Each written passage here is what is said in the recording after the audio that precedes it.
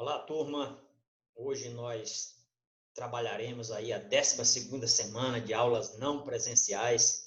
É um tema maravilhoso, um tema muito bom, que é falar sobre a população brasileira.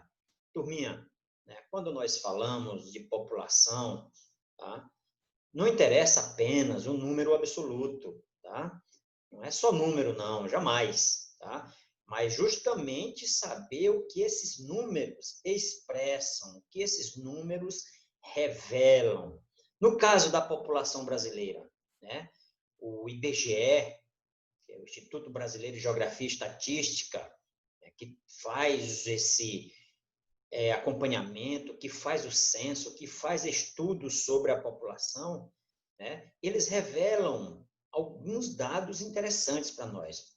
Um deles, tá? Nós não vamos falar de todos agora, mas um deles é que o Brasil tem grandes diferenças populacionais, né? O Brasil é um país continental, o Brasil é um país gigantesco, né, turma, em extensão territorial. Então, claro que nós vamos ter o quê? Nós vamos ter regiões com uma densidade demográfica diferenciada, com um número populacional diferenciado também. Então, assim, o Brasil não tem uma distribuição uniforme, é outra revelação que nós temos que entender. Tá? A taxa de crescimento foi menor nas últimas décadas do século XX, né?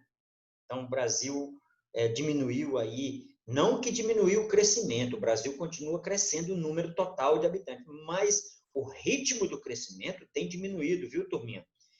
E também aumentou a expectativa de vida, né? Aumentou a expectativa de vida. Professor, isso é só um dado? Não, não é só um dado. As políticas públicas, elas precisam, né, de um planejamento baseado em números. Por exemplo, se aumenta a expectativa de vida, é claro que precisa planejar as necessidades, né? As necessidades de quem? Da população mais idosa, tá? Então, turma, mais do que contar quantos brasileiros tem, né? Qual é o número da população, nós temos que entender que esse estudo é muito mais profundo. Nós temos que buscar ver a renda do brasileiro por sexo, tá? Nós podemos também, através da demografia, perceber a faixa etária da nossa população e, claro, como eu disse agora há pouco, planejar políticas públicas que atendam a determinadas faixas etárias. Tá bom? Então, é muito interessante. Claro que o ramo da geografia, na realidade, não é o ramo, é uma ciência. A demografia é quem estuda a população. A geografia da população, né, que é um ramo da geografia, se apropria aí desses dados da demografia, né, da ciência demográfica, né, e vai o quê? E vai estender, né, esse estudo sobre a população brasileira, né? Vai planejar, vai entender, vai interpretar. Então, isso é muito interessante, né? Essa parte aí da questão da população brasileira, né? Do crescimento, da distribuição e assim por diante. Tá bom? Pois bem, pessoal, nós, hoje, o IBGE, né, que fez o último censo em 2010, quero dizer para vocês que o censo é feito de 10 em 10 anos. Tá? Depois que ele começou a ser feito, teve duas datas que já foram alteradas. Em 90, que era para ser o censo, foi feito em 91. No governo Fernando Henrique, ele alegou falta de recursos. E agora seria em 2020, né? O último foi em 2010, né? E o que acontece? Por conta da pandemia, já foi também suspenso aí o censo de 2020. Tá, galerinha? Professor, mas de 10 em 10 anos não é muito tempo? Não, não é. Tá? Esse estudo ele é constante. A contagem ela é feita de 10 em 10 anos. Os questionários são aplicados de 10 em 10 anos. Mas durante esse tempo são feitas o quê? Projeções. Projeções. Né? A cada ano se pode ter dados atualizados seguindo aí os últimos censos. Tá?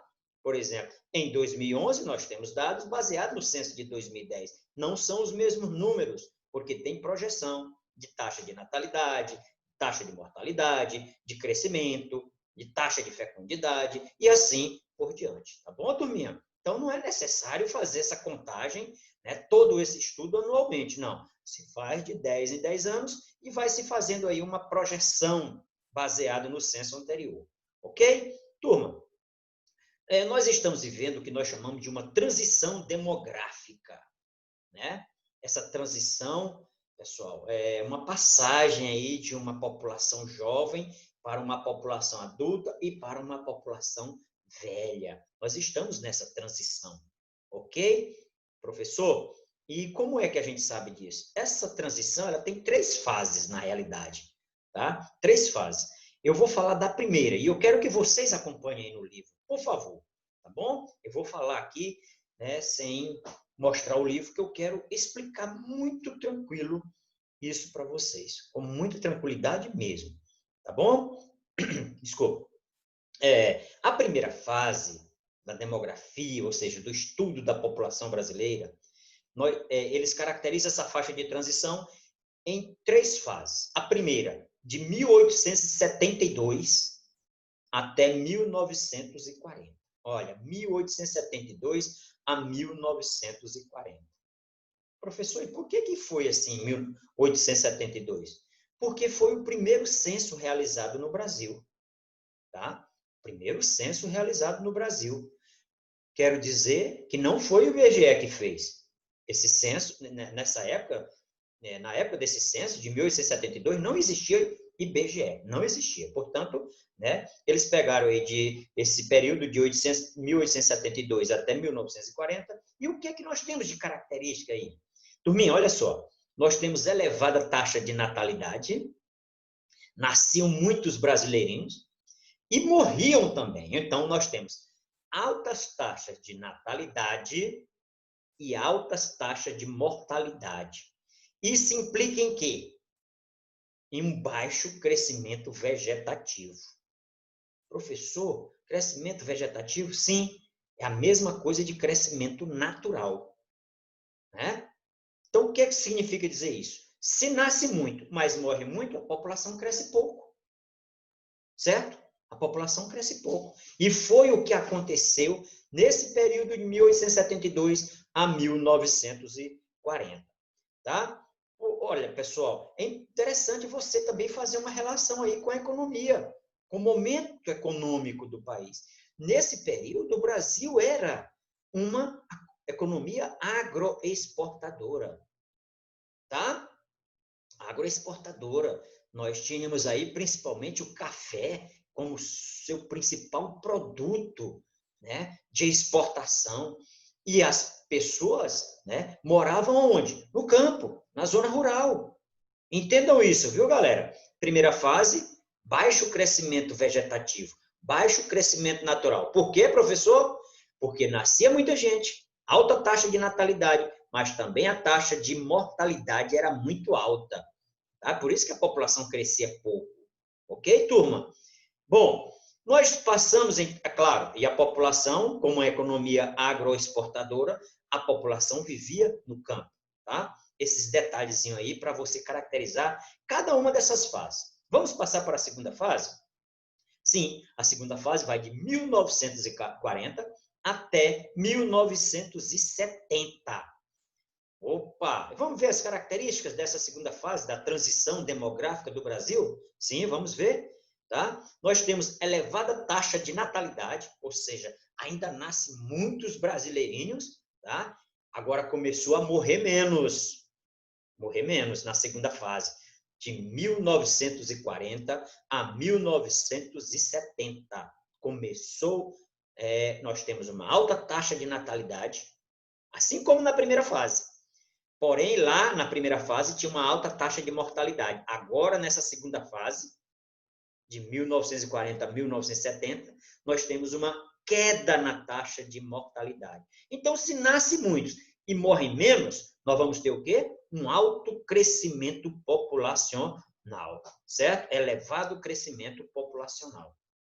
Ou seja, um crescimento vegetativo maior que na primeira fase. Professor, o que é crescimento vegetativo? Que também pode ser chamado como crescimento natural. É o número de pessoas que nascem menos o número de pessoas que morrem. Simples assim. Se nasce muito, morre menos, nós vamos ter um crescimento maior. Ok, turma? Bom, o que mais que nós podemos falar? Olha, pessoal, de 1940, nós já estudamos isso lá na industrialização. Tá? O Brasil ele se industrializa nesse momento aí de forma muito mais efetiva. Tá? O Brasil se industrializa de maneira mais forte. E aí, né, nós temos a questão de quê? Da urbanização. As pessoas que antes moravam no campo, em sua grande maioria, começam a migrar para a cidade. Tá? Portanto, esse Brasil aí já não é mais agroexportador, ele é urbano-industrial. A atividade industrial, ela substitui, né, ou pelo menos ela passa a ser a mais importante do Brasil. Tá? E a atividade industrial, né, nas principais cidades aí do Sudeste, principalmente, nós vamos ter o quê? Nós vamos ter aí uma migração gigantesca de pessoas do campo para a cidade, que nós chamamos de êxodo rural. Já falamos disso em aula anterior. Claro, pessoal, a indústria demanda o quê? Mão de obra, né? Mão de obra. E aí vem o governo, né? O governo vai dar aquele auxílio, aquela ajuda, né? Interfere na política demográfica do Brasil. Interfere de que forma, professor? Nós estamos falando da segunda fase. Interfere o quê? Incentivando a política natalista, incentivando as famílias a terem filhos, as pessoas a terem filhos. Como que ele fazia isso? O Estado se metendo, sim, o Estado, por quê? Para atender a demanda da indústria, que era crescente. O Brasil, nesse período, se desenvolveu rápido, a industrialização cresceu muito rápido, portanto, precisava de gente. Né? E aí, as políticas natalistas de incentivo, né? Incentivos aos nascimentos aí, o que acontece? Quais são? Nós temos aí vários estímulos, salário família, né? Auxílio natalidade, nós temos programa de nutrição a gestantes. Então, tudo isso para quê? Era para aumentar a população. Não era só para aumentar a população, era para atender a demanda da indústria por mão de obra. Tá? Gravem bem isso aí, tá bom? Aí nós passamos para a terceira fase, viu, galerinha? A terceira fase, ela vai de 70 até os dias atuais. Foi muito bem. Né? A primeira fase, alta taxa de natalidade, alta taxa de mortalidade. Segunda fase, alta taxa de natalidade e a taxa de mortalidade caindo. Na terceira fase, cai a taxa de natalidade e também a taxa de mortalidade. Portanto, nós vamos ter o quê? Um crescimento demográfico pequeno, lento. Porque nasce menos, embora morra menos também. E aí nós vamos ter um crescimento cada vez menor. Tá? Pessoal, a taxa de crescimento cada vez menor não significa dizer que a população não esteja aumentando. Está, só que em ritmo cada vez mais lento. Ok, galerinha? Tá? Leiam com muita atenção, tá bom? E, se preciso, voltem, assistam a aula novamente. Tá legal? Muito bem. Então, vamos ver mais características, tá, pessoal? Olha, uma das características, aí nós vamos ter problemas, porque nessa terceira fase, as transformações políticas e econômicas, elas foram, assim, muito sensíveis.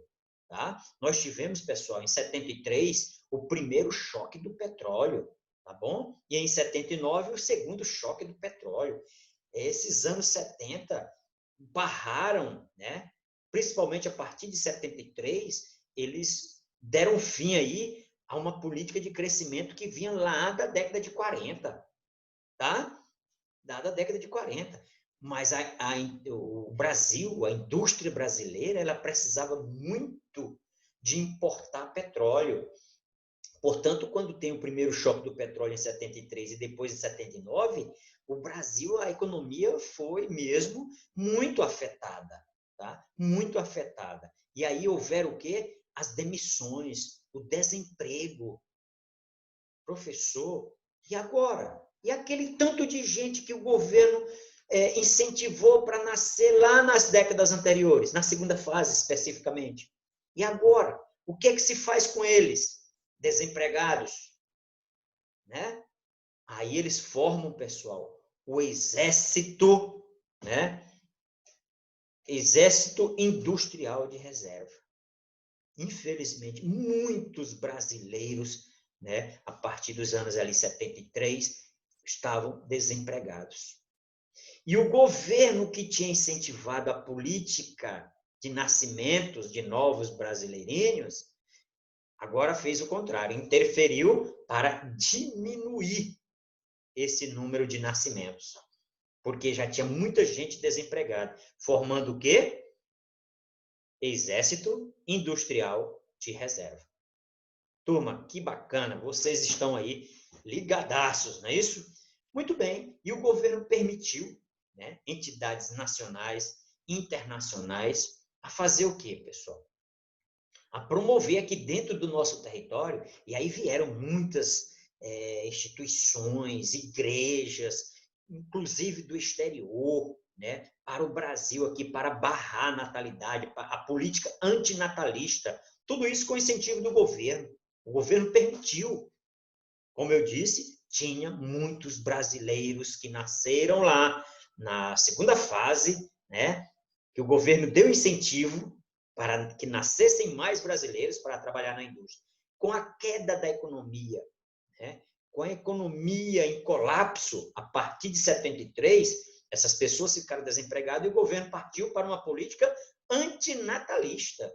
O contrário, ou seja, né, incentivar agora a não ter mais filhos, né? Distribuição de pílulas, distribuição de camisinhas, outros métodos anticoncepcionais, esterilização de homens e de mulheres. Muitos, mas muitos brasileiros aí fizeram cirurgias, tá? Para esterilizar, tá? Esterilizar, não ter mais filhos. E isso aconteceu bastante. E eu quero mostrar para vocês um gráfico, e agora sim nós já vamos aí para os nossos slides, tá bom, turminha? E eu quero que vocês nos acompanhem aqui, me acompanhem aqui. Olha aqui, tá, turma, taxa de crescimento da população brasileira. Eu quero que vocês entendam muito isso aqui. Professor, taxa de crescimento da população, tá? Nós temos aqui em 1872, pouco mais de 10,3 milhões de pessoas, e em 2010, 190,7 milhões de pessoas. Hoje, estimativa é que nós temos o quê? 210, pouco mais de 210 milhões de habitantes em 2019, 2020, tá bom? Muito bem, então a população cresceu, né? Principalmente aqui da década de 40 até aqui a década de 70, ela foi crescendo, ela está crescendo, como eu disse, o número total de habitantes está crescendo. Porém, olha só, desacelera a taxa de crescimento. Ali a população, no gráfico anterior, vou mostrar novamente, aqui a população em número absoluto, a população cresceu muito, Porém, nas últimas décadas, o que vai acontecer, turma? A taxa média de crescimento anual está decrescendo. E a tendência é diminuir nas próximas décadas, tá bom? Nas próximas décadas. Está crescendo, mas a população aumenta, mas devido à queda, à desaceleração na taxa média de crescimento anual, ela cresce a população, porém ela cresce cada vez em um ritmo menos acelerado. Tá legal? Espero que vocês tenham entendido isso aqui. Ok, turmona? Bacana. Então, outra coisa interessante nessa terceira fase aí, né, para diminuir aí essa taxa de natalidade, turma, é a inserção da mulher, né? Olha que o mundo agora é o quê? Um urbano industrial. O mundo não, o Brasil, né? Passa por um período urbano industrial, as pessoas moram na cidade, trabalham nas indústrias, muitas, e as mulheres também. começaram, né, a essa inserção no mercado de trabalho. As mulheres começaram a se inserir no mercado de trabalho. Para quê? Para aumentar a renda da família. Muitas dessas mulheres, inclusive, era a principal renda da família, né? E aí, turma, como consequência, o que acontece? Né? Começou a ter filhos, as mulheres começaram a ter filhos bem mais tarde, menos filhos por mulheres, né? E o custo para a criação, né? Custo para a criação é muito alto, né, galera? Vocês entendem isso aí, não precisa eu ficar explicando. Cada filho é uma despesa gigantesca, com vestuário, com educação, com saúde, com tudo, tá? É muito caro. Portanto, diminui bastante a taxa de fecundidade. Professor, eu não sei o que é taxa de fecundidade.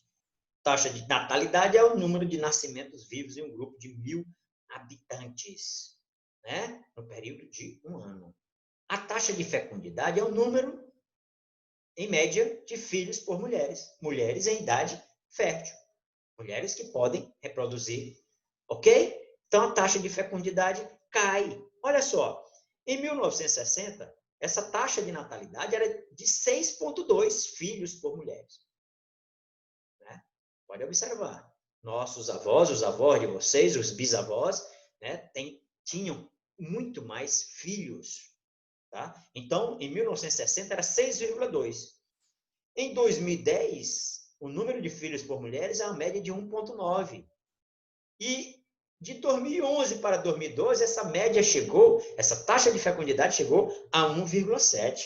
Então, significa dizer o quê? Que as mulheres estão tendo cada vez menos filhos. Né? Observe aí na árvore genealógica da família de vocês, que vocês vão encontrar aí mulheres da sua família com 7, com 8, né? Eu conheço casos com mais de 10, mas ultimamente o que se tem observado? Uma queda muito grande na taxa de fecundidade, ou seja, no número de filhos por mulheres, tá bom? Galera, era isso, tá? Muita atenção nessas fases aí, não é nada difícil para você entender, tá bom, galerinha? Ótimo! Então, nós vamos falar, tá? Do crescimento, a taxa de fecundidade, a densidade demográfica, não falei. Densidade demográfica, sim, sim. Vamos voltar aqui para a densidade demográfica. Certinho. Turma, tá aqui. Professor, eu não sei o que é densidade demográfica. Olha, pessoal, na aula anterior eu falei, quando eu falar de população absoluta, eu estou falando de quê? De populoso. Muito bem. Quando eu falar de população relativa ou densidade demográfica, eu estou falando de povoado ou não povoado. Ok? Tranquilo. Então, vamos ver. O que é a densidade demográfica? É a quantidade de habitantes por quilômetro quadrado. Quilômetros quadrados. Tá? Essa é a população relativa. Muito bem. Como é que se chega a esse cálculo, professor? Simples. Né? Você pega a população absoluta e divide pela superfície, pela área do Brasil. Certo? Então, densidade demográfica, população relativa, tem a ver com povoado ou populoso. Não se esqueçam, o Brasil é um país populoso, tem um grande número de habitantes, né? 210 milhões. O Brasil é o quinto país mais populoso do mundo, né? Com mais habitantes, portanto, é populoso. A outra pergunta, que nós estamos falando de densidade demográfica. É povoado? Não é. Porque quando se divide, isso em média, né, turma? Quando se divide a população de 210 milhões de brasileiros, tá? Por a sua área, que é mais de 8 milhões e 500 mil quilômetros quadrados, o que vai acontecer? A média vai ser, olha aqui eu mostrando, pessoal, menos de 25 habitantes por quilômetro quadrado. Portanto, o Brasil é populoso, mas não é povoado. Agora, como eu disse, essa população ela não é distribuída, né, uniformemente. Nós vamos ter áreas no Brasil, que são muito povoadas. Em regra, nós não somos, mas nós temos áreas que somos. Tem muita gente. Enquanto nós vamos ter outras áreas onde a população é bem pequena. O número de habitantes é bem baixo. Tá bom?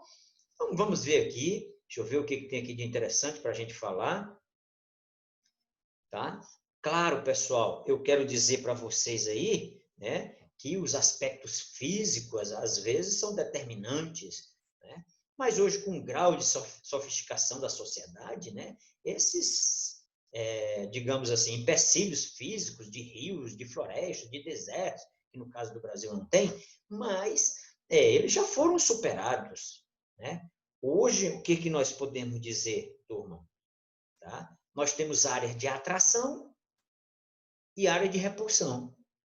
Professor, mas sempre é assim? Não.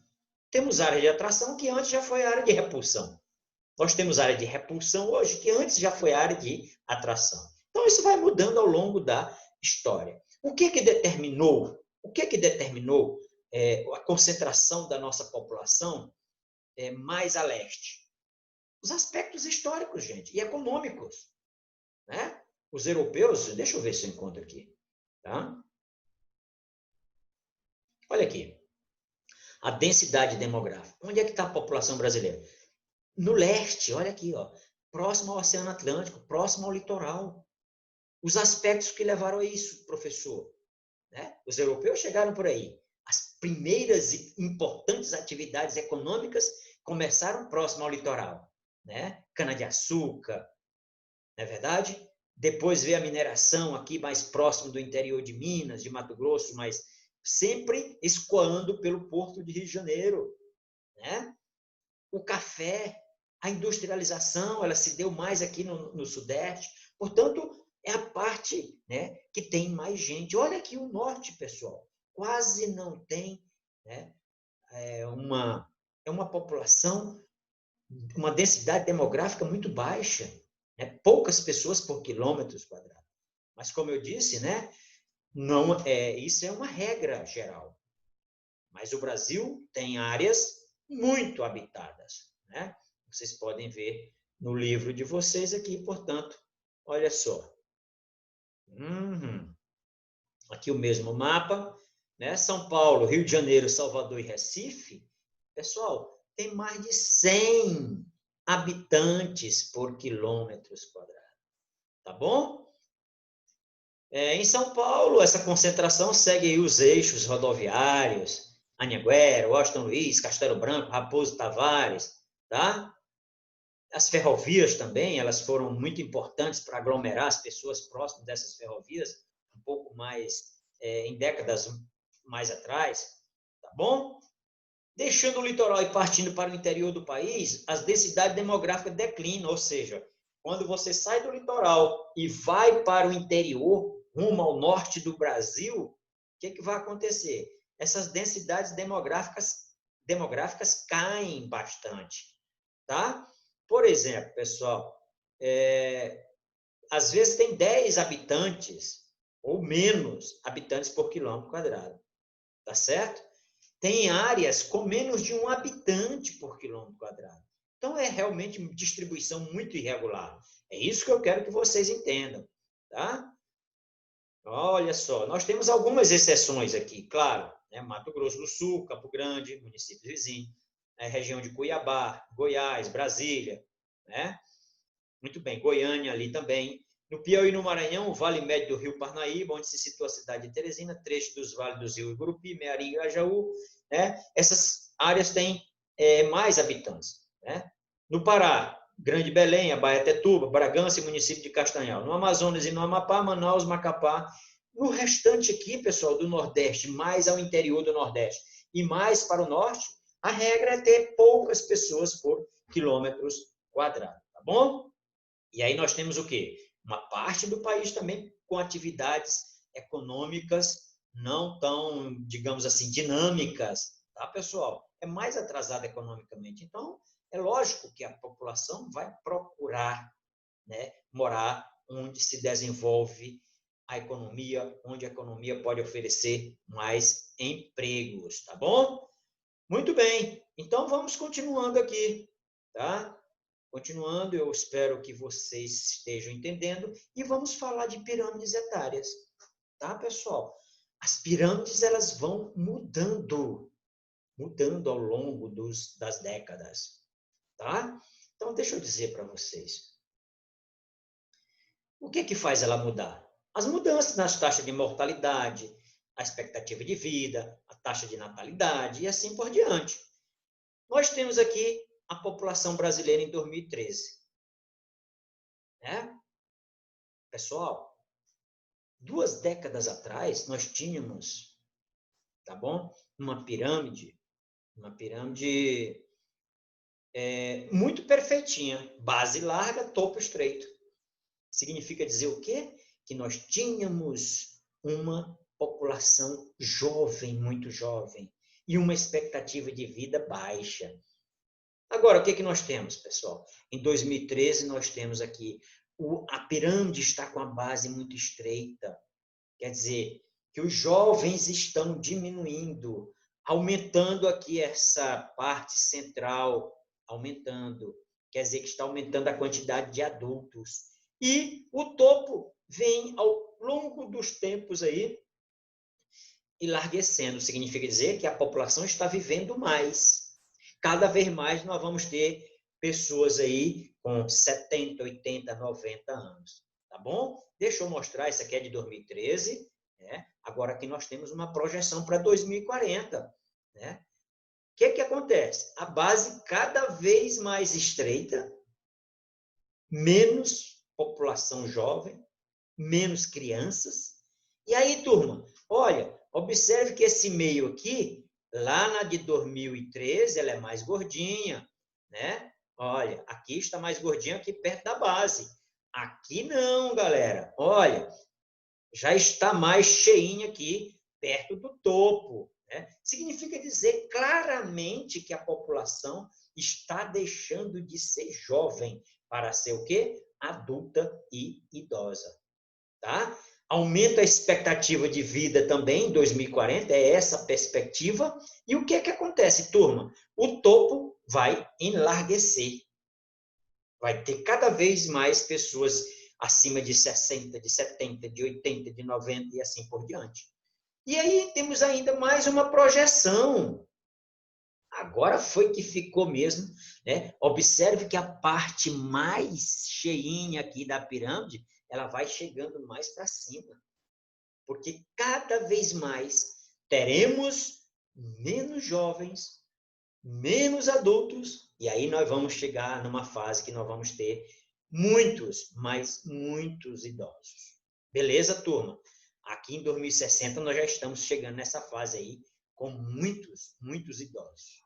Tá legal? Turminha, espero que vocês tenham entendido.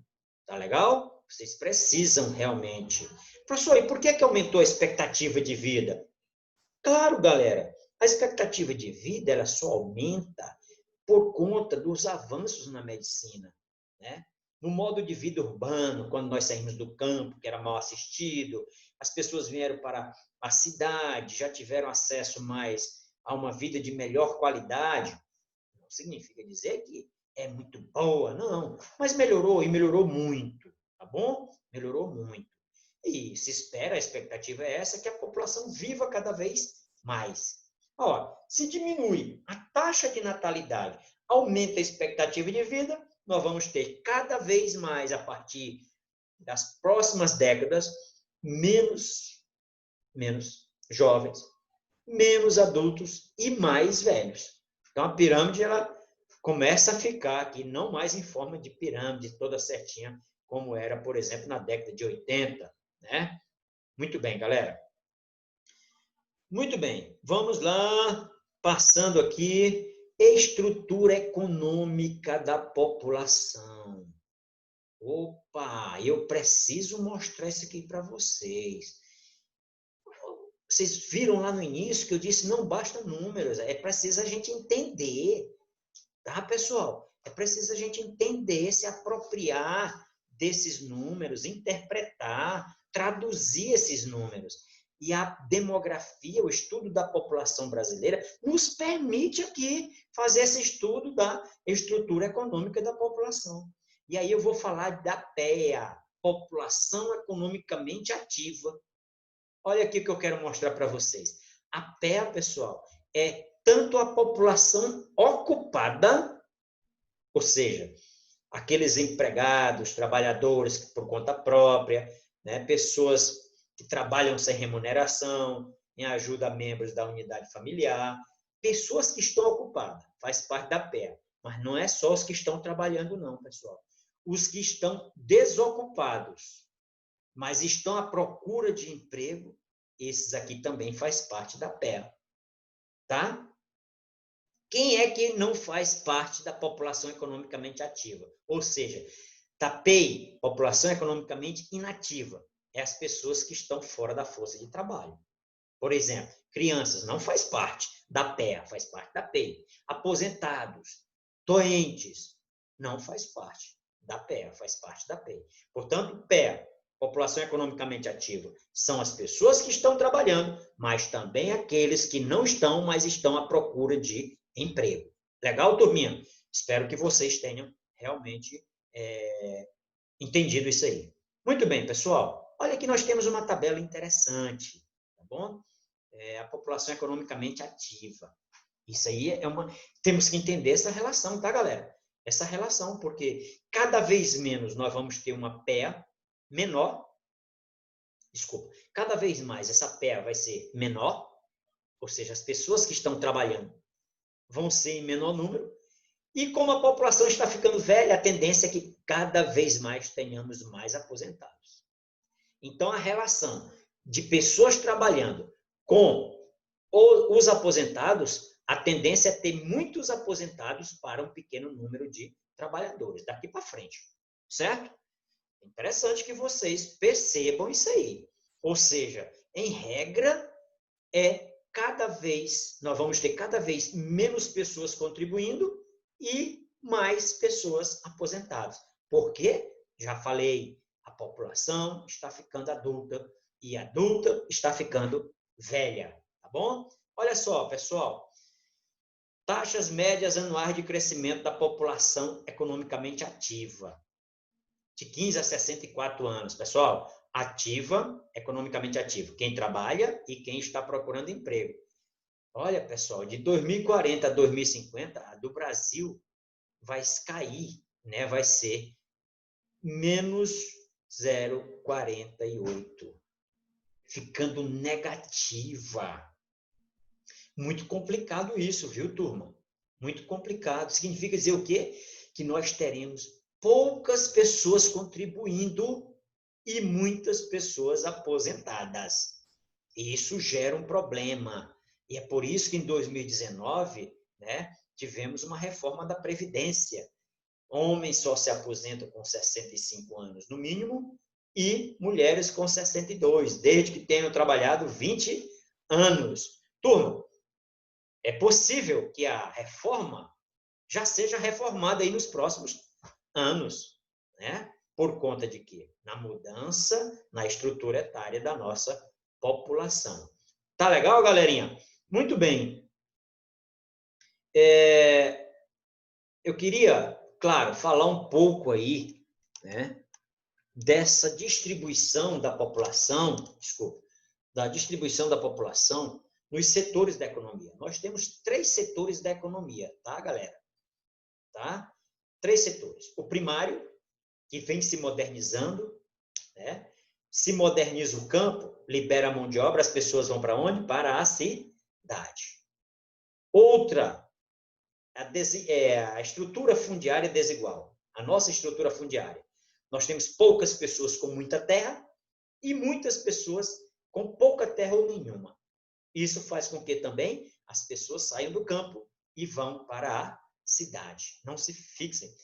E, claro, se a agricultura é moderna, né, significa dizer que ele libera a mão de obra. Quanto mais moderno é o setor primário, principalmente na agricultura, porque primária é agricultura e extrativismo, significa dizer que nós vamos ter menos pessoas no setor primário.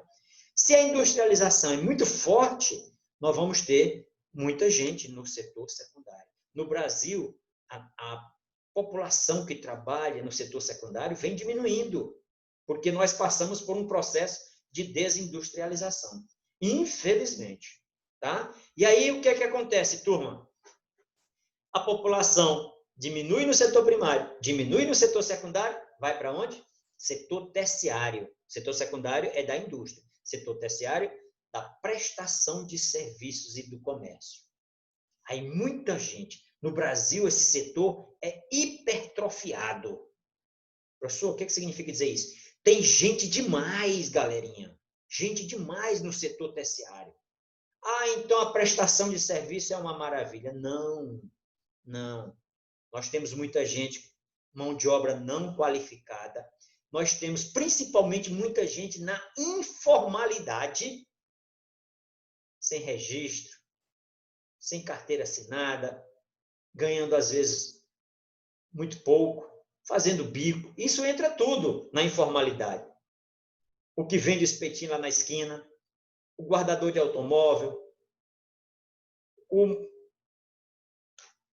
que vende roupa lá nos festejos, que vende brinquedo, sem nenhum registro, tá bom? Os camelôs, que a gente sempre fala, tá bom? Esse é o problema no Brasil. Esse é o problema.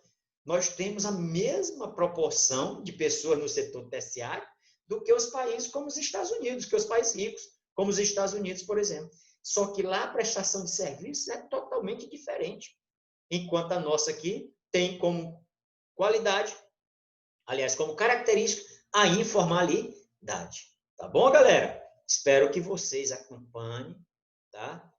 Acompanhem aí o nosso livro. E aí nós vamos ver as características da população em um país em desenvolvimento. Turma, o Brasil é um país em desenvolvimento, tá? Nós temos os países subdesenvolvidos, são aqueles mais pobres, em desenvolvimento, que é o caso do Brasil, e os países desenvolvidos.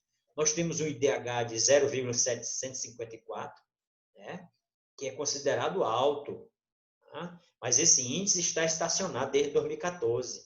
Talvez até com essa pandemia, né, a gente diminua o nosso IDH. O IDH vai de 0 a 1 e leva em consideração aspectos como escolaridade, né, a quantidade de anos que as pessoas passam na escola, expectativa de vida e renda per capita. Então, é o indicador mais completo. Quanto mais próximo de 1, melhor a qualidade de vida desse país, dessas pessoas. Quanto mais perto de 0, mais miserável, mais pobre é aquela população. Infelizmente, tem muitos abaixo aí da metade. Tá bom? Muito bem, pessoal. E o fraco quadro social brasileiro traz consequências nefastas para o futuro. Por exemplo, grande parte da população economicamente ativa está despreparada para enfrentar os desafios profissionais. Claro, né? Tem pouca escolaridade, precisa de mão de obra qualificada e nós vamos ficando de fora aí do mercado de trabalho, que é exigido com a modernização dos meios e modos de produção. Tá? Muito bem. Pois bem, ó, isso explica, inclusive, porque ainda hoje o Brasil ostenta elevado índice de analfabetismo. Assim sendo, restam como alternativa as famílias pobres e marginalizadas. Olha só, isso aqui eu faço questão de frisar. Colocar crianças no mercado de trabalho para ajudar na renda, porém essas crianças, em sua grande parte, não estudam, saem das escolas, evadem. Aceitar trabalhos precários sem registros, né? Sem registros. A pessoa está ali desesperada, querendo uma renda, ele aceita qualquer tipo, se sujeita a qualquer tipo de trabalho e, às vezes, a qualquer tipo de salário. Aderir à delinquência, né? Aumenta a violência, a delinquência, a exclusão social nas áreas mais periféricas, explode, principalmente onde aí nós temos o crime organizado, né? Um estado paralelo. Né? Outros se acostumam à miséria, à subnutrição, à fome e à falta de assistência médico-sanitária. As pessoas vivem aí por viver, muitos brasileiros, inclusive, nessa situação. Tá? Pessoas que passam aí 2, 3 dias sem comer e eu não sei como resistem a isso tudo. Tá bom, pessoal? Então, vamos continuar. Tá? Tem mais coisas que a gente poderia falar. Aceitar o subemprego que gera inchaço no setor terciário, já falamos disso, né? Pouca qualificação, o trabalhador tem, ele vai lá para a informalidade com um salário muito pequeno. Tá certo, pessoal? Então, nossa PEA, a população economicamente ativa, se concentra mais no setor terciário, não significando dizer que isso é bom. Pelo contrário, como eu já mostrei, é muita gente na informalidade e a qualidade na prestação de serviço não é muito boa. Tá bom? O Brasil precisa investir em educação, lógico, todo mundo sabe disso, né? Se não investe em educação, não investe em ciência, vai faltar mão de obra qualificada, tá certo? Pesquisas, precisa ter investimentos, tá? E aí, quanto mais se investe em educação, mais se tem uma mão de obra qualificada. Mão de obra qualificada, mais renda. No Brasil, é o contrário. Menos educação, menos ciência, menos investimentos, menos mão de obra qualificada e menos renda. Infelizmente é assim. Tá bom, pessoal? No Brasil, 16 em 2010 viviam 16,2 milhões de pobres. Turma, um país como o nosso não era para estar passando essa situação. Isso está falando de 2010, tá, turma?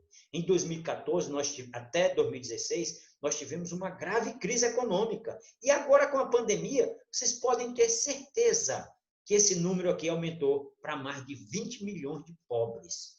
Tá bom? Alguns números exprimem esse problema na distribuição de renda. É porque falta recursos? É porque falta dinheiro? Não. Turma, nós temos um país injusto, desigual, com uma distribuição de renda extremamente injusta. Tá? Olha aqui, os 10% mais ricos concentram 38% da renda nacional. Os 10 mais pobres ficam apenas com 2%. A renda média desses 10% mais ricos é de 11.758. A renda média dos 10 mais pobres é de 470. Né? A gente ri para não chorar, tá, galera? E aqui nós temos aqui já são questões e nós encerramos por aqui. Galerinha, tá? Eu continuo dizendo, assistam às aulas, leiam o livro, tá? Se precisar, assistam novamente. Se não entender, peça ajuda aqui para o professor. O que eu puder tirar de dúvidas, o que eu puder ajudar, estarei sempre à disposição. Um forte abraço a vocês, tá bom? Fiquem com Deus.